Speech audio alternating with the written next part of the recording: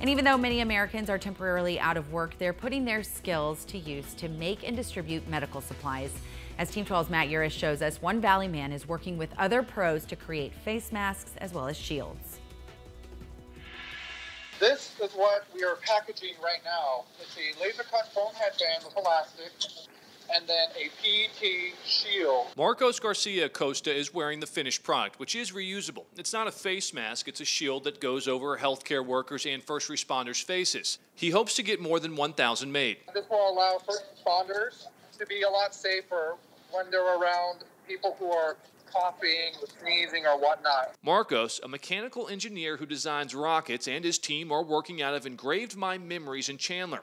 Its owner typically runs this machine to engrave things like jewelry boxes. Now, they are laser cutting shields before they are sanitized and inserted into headbands. And it has these little knobs at the end that help it hold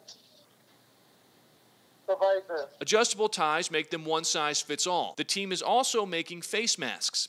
We've given out probably about 200 or 300 masks so far, and partnering up with various other groups, we have probably an order of another 300 masks. This team is known as Open Source COVID-19 Medical Supplies AZ.